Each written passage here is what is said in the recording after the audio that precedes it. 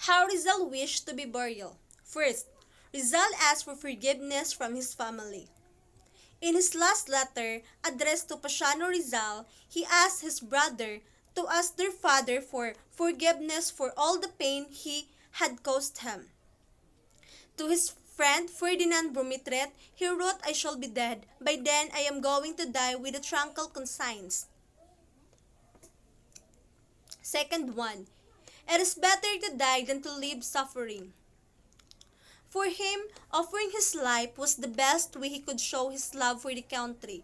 Even he was going to die, he was not resentful. Instead, he challenged the each of the Filipino to serve and love our country. The third one, Filipino must be united. As we can see how much Rizal wants Filipino to be as one. Fourth, love your parents. We should show our love to our parents, not only our parents but to all the people around us before it was too late.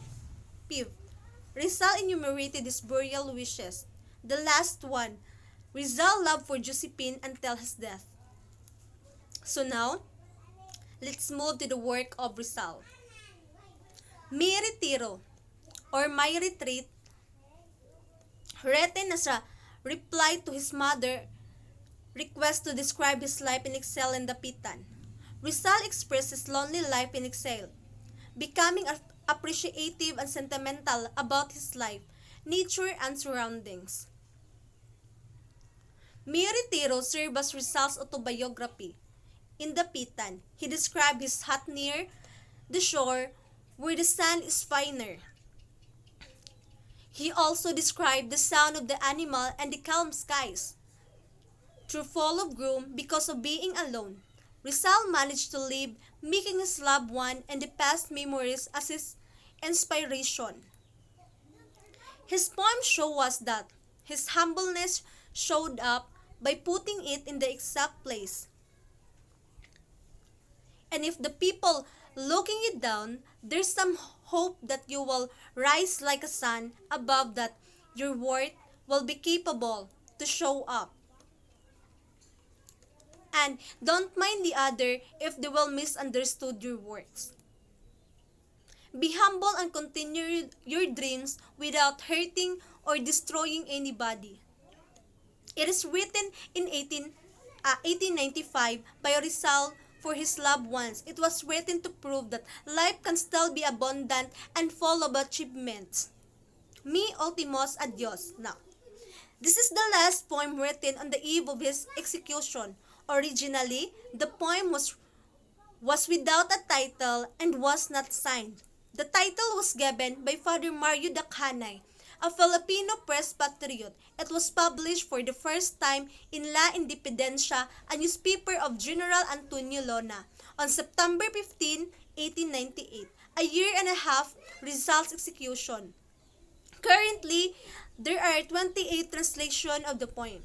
Well, it obviously talks about the farewell message of Dr. Jose Rizal to the Filipinos. The Filipino hero Jose Rizal wrote this farewell note before he was executed by a firing squad, this one in the year 1896. Rizal was a freedom revolutionary because of his writing. They became a medium of protest against Spanish imperialism in the Philippines. Even though in his last message, he still thinks of the Filipino, especially the youth ones. The first stanza speaks that Rizal wants us to love to our main linguistic communication, and it is a gift from above that was given unto us to be thankful of. Jose Rizal composed the poem to the Filipino youth, to the young people of the Philippines. He wanted the Filipino young person to utilize their abilities and accomplishment, to stand out not merely for their success but also to the success of the states. Dr. Jose Rizal wanted us to develop our endowments and utilize them to assess those who are in demand. He wrote this because he really asked for poetry. He reminisced about his childhood years. It can be seen in the verse form how he missed the Philippines really much, and how painful it is for him to go forth to his fatherland.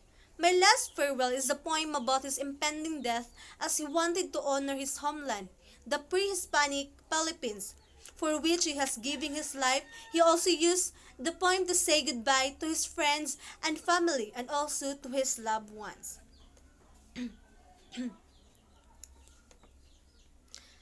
Now, Dr. Jose Rizal was executed by firing squad by the Spanish colonial government for the crime of rebellion on December 30, 1896. At Bagumbayan field in Manila, his 14th stanza poem in Spanish, hitherto only known by its opening verse, Adios Patria Adorada, Farewell Beloved Country.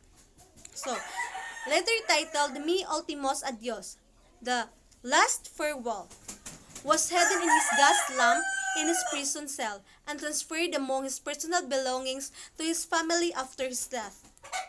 He wrote to his best friend and confidant Professor Ferdinand Blumentritt, tomorrow at 7 I shall be shot, but I am innocent of the crime of rebellion. I am going to die with a tranquil conscience. Before Jose Rizal shots, he shouted consumatum est. It means it is finished. However, he also hopeful that his death would serve as inspiration to everyone. He encouraged the youth to continue to dream and fulfill it. So, this is the end of our report. If you have any question or any clarification, don't hesitate to ask me or my fellow members. That's all. Thank you. Thank you for listening, guys.